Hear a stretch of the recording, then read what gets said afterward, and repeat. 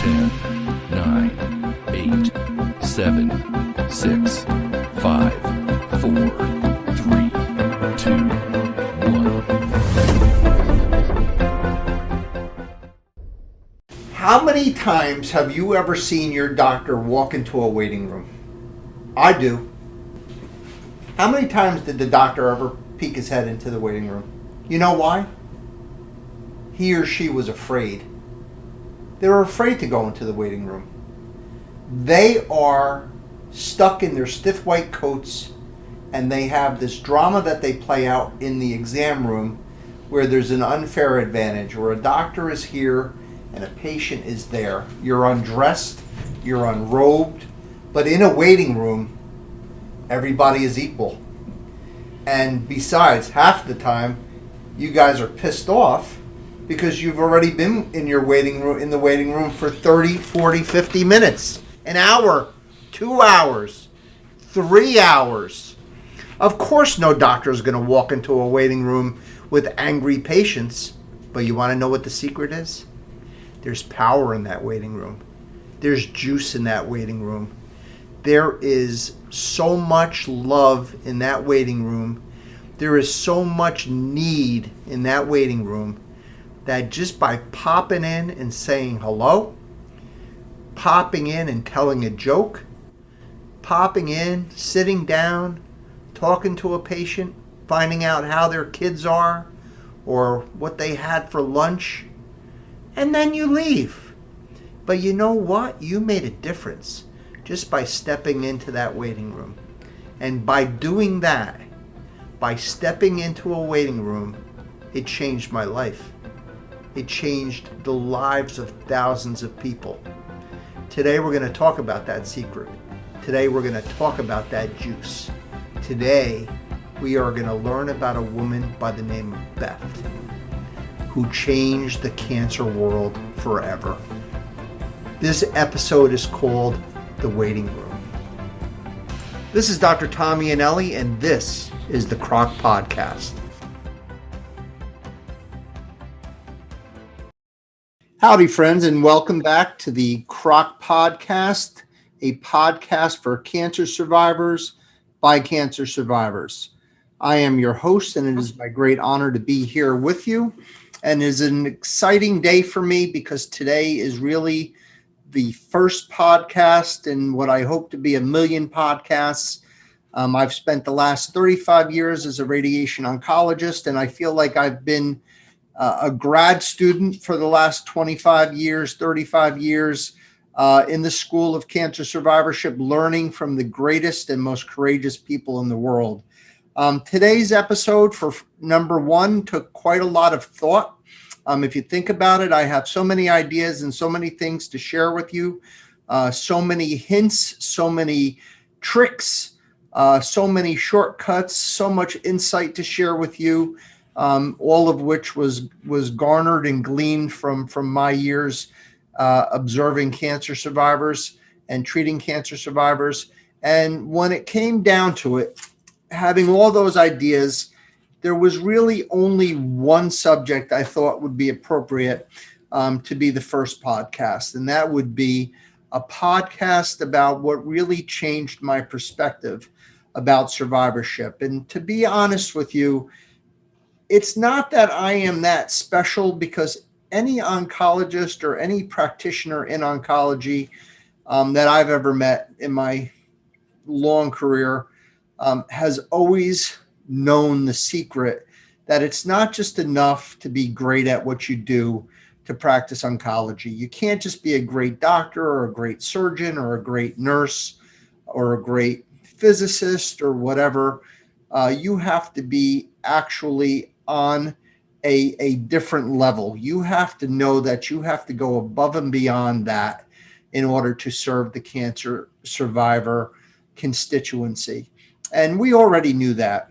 And I think that the lesson that we're going to talk about today, the experience that sort of catapulted me into cancer survivorship advocacy, really happened, as I said, in that waiting room, in the power of that waiting room. I want you to imagine that you just got diagnosed with cancer, and I can't tell you how many of my patients have been told they have cancer on a telephone call or by an email or in the most impersonal way. And they say, you have to see this guy named Iannelli. He's going to give you radiation. That's all they know. They're absolutely mortified. They're freaked out. They're scared out of their wits. They think that they're going to get zapped and they're going to get burned. And they have no idea what's going on. They all think they're going to die. And that waiting room, just to kind of set the stage, is full of people with that fear. And because maybe I'm just a little slow, I never listened to the lectures in medical school that said detach yourself from your patients. I must have missed that lecture. I am a frequent visitor to the waiting room. I sit down with my patients, I talk with them, I joke with them, but it really didn't stick, until I met Beth Denninger. Beth Denninger probably didn't weigh a pound over 107, but she was a dynamo. If I met her in a dark alley, she's taken down my big butt 4 out of 5 falls, and the only time she's not bringing me down is when I outrun her. That's the only way that she's not bringing me down. She was tough. She was funny. She was loving. She was witty. And I think that going into that waiting room when Beth was a patient with breast cancer sort of took my interest in survivorship to a new level. And Beth befriended a woman by the name of Mary, and the two of them became fast friends, and they could not be any two different type people, both in their body habitus, both in their backgrounds, both in their personalities. But the one thing that they shared was they shared the bond of the waiting room. They shared the bond of cancer. And that bond, that energy, that nuclear explosion that you could only witness if you really take the time and go out to that waiting room is just dynamic. I would recommend it for any student or any practitioner to get their butt into that waiting room and feel that juice. And that was the reason that I wanted to start with Beth, because what happened with Beth, we're going to talk about today with her husband, Al. Al, welcome to the podcast. You are our first guest. So you are either going to be remembered as this is a historic moment of either failure or success, and I hope it is of success. Hi, Tom. Thank you. It'll be fine. Yeah. So I just wanted to kind of, as we said, Al and I could talk for hours and hours and hours, and we know that you don't have the time to listen to us, nor the interest. But what I wanted to do was really kind of provoke a memory of a great woman. So when Beth, when I was going to say that when Beth and I first started becoming friendly, so she was my patient first, and then we became friends, and then it became very, very clear to me that Beth represented something that was very special. She represented what I call a cancer survivor superhero. So we all hear of super users and all these types of buzzwords in the technical world. But there are special patients, and Beth was one of them, who basically didn't think about their own lives so much, didn't think about their own cancer so much, but were really, really more interested in making the cancer survivor experience better, less scary for her colleagues in that waiting room. And when Beth challenged me to take Mary and herself and Bruno out to lunch on their last day of treatment, and I took that invitation, I put their appointments at 11:30, and I made sure my schedule was clear, and we went out for lunch. When I sat there, when I tell you that I was speechless, for me to be speechless, as you'll learn if this podcast continues to grow, is a very unusual circumstance. And I will tell you that I don't think I said one word except probably order my hamburger and pay the bill. I think that's probably the only two active things I did. The rest of the time, my mouth was agape, just watching the power that Beth produced in that small lunch for 4 people. And when I saw that, that was my inspiration to start our cancer survivor group.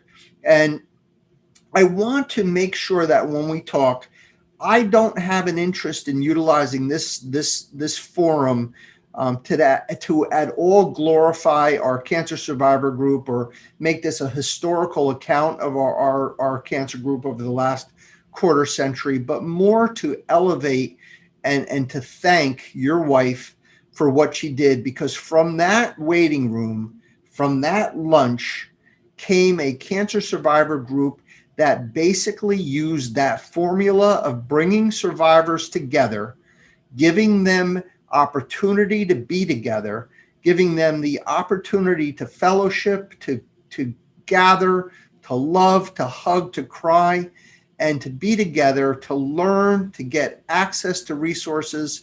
And that's kind of what this podcast is going to be, is a recapturing of that moment that Beth brought us.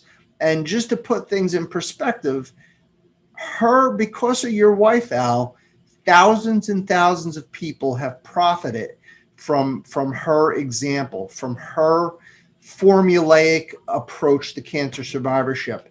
And I will tell you that the power of a life can be very striking and very dramatic. And Beth was that woman.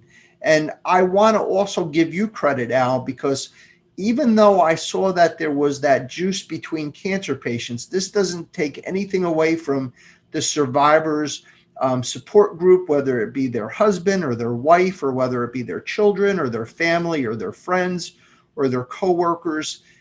I don't want to minimize that, because I don't think there was a better example of a better partner, a better survivor supporter than you, who was by Beth's side for every picnic and every dinner and every event and fundraiser that we did. You were there. You were the guy with the tools. You were the guy who put things together. And it was your support that really had Beth live as long as she did.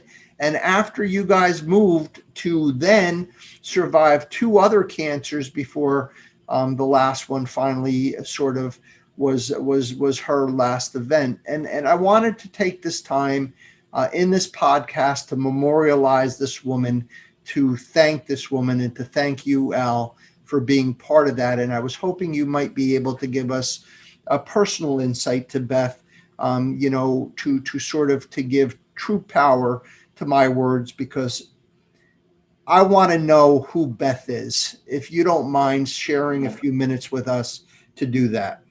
I don't mind at all, and I'm certainly honored. You hit it right as being partners.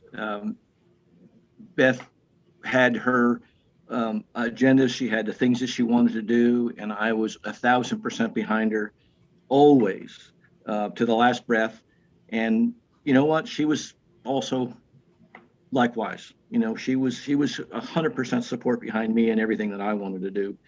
And we so enjoyed the times that we had with CROC, and couldn't believe that there was this doctor that would want to go out of his way to take one of his patients to lunch. I'll tell you a story about the first time we came to your office, if that's okay. Sure, we'd love to hear it. Sure, as long as it is about Beth and not about me, Al. No, it's not about you. That was the last. Yeah, I love you, man. I went with her, of course, the first time, and it was just a typical doctor's lot, typical what we expected. And she felt a little bit more love than normal. And I offered, of course, the second time for the second meeting. I think it was down in the basement in Horton, down in the old hospital, around the back. I remember by the dumpsters, we'd go in around the back and go in that way. And Beth said, she said, I want to go alone next time. She said, you don't have to come. And I was like, well, wait a minute. We always go together. We're always each other's advocate. And she said, no, it's okay. It's okay. This is going to be okay. We're going to be okay. And then when she met Mary, of course, I mean, within, I would say within, what was it, daily, I guess the treatments, weren't they? Yeah, every day. Yeah. Within the first week, Beth was going early to her appointment. So because Mary's appointment was ahead of hers, and she would, go half an hour early to sit with Mary and to socialize, and that's just the way she was. Beth would make friends with anybody anywhere, and here's the deal. And if I ever wanted to be honest, everybody came around us for Beth. I knew that, and I loved it. I mean, I ate it up, and I would do anything for her. I mean, of course, that you mentioned that I was the MacGyver for all the things that she wanted to do. I was the guy that would make it happen in the back, and it was more than my pleasure to do that. So, Al, can you express to the listeners the first couple of events that you went to, and what a need was would you say uncovered the fear that Beth was able to ameliorate, the amount of tears that turned into laughter. Our motto is turning tragedy into triumph, how she did that. Some of the first events with the Relay for Life and those barbecues and those learning lessons. Can you be a fly on the wall and tell the listeners about how Beth would sort of be that super user, that superhero, that survivor, magnet of leadership and of that quelled so much fear and inspired so much hope? For Beth's, from her perspective, I don't think she saw this as a way of gaining anything or getting anything going. I really don't. I think that in the beginning, I think she just, I think you said it really well in one of those first meetings. Was, you guys have been through hell. Let's have some fun. And now you changed the tragedy to triumph. But I think that was the words or the feeling of the moment. And I was so impressed with that. And you had me, whatever you needed, and you still do today, 20 some odd years later.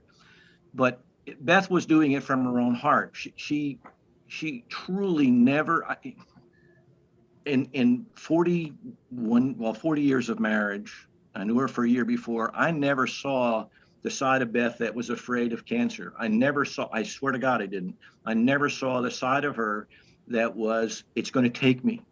I know that she may have said that to other people in a very, very once or twice, but she just didn't. She didn't feel it. She didn't say it. All she wanted to do was to make everybody else comfortable and happy, and keep them on the sunny side. Beth was all about the sunny side of life, and there's no question about it. And she was always trying to bring the other person up from where they were, no matter where it was. And I'll tell you, Al, she was a success. And I just want to say that my podcasting godfather sitting next to me, Angel Santana from Have Faith, Let It Begin, has told me, or I have listened on his podcast, if he is able to reach one person and touch one person in his podcast, then he is a very happy and blessed man. And I will tell you that the reason why that we are talking about Beth and expressing this experience is exactly that. I hope that this podcast reaches tens of thousands of survivors, but if it just reaches one that is able to gain inspiration from a life well lived like Beth, or a partner or family member of a survivor who takes you as an example of how to best be that support mechanism to help that person get through their experience, then this podcast would have been a great success.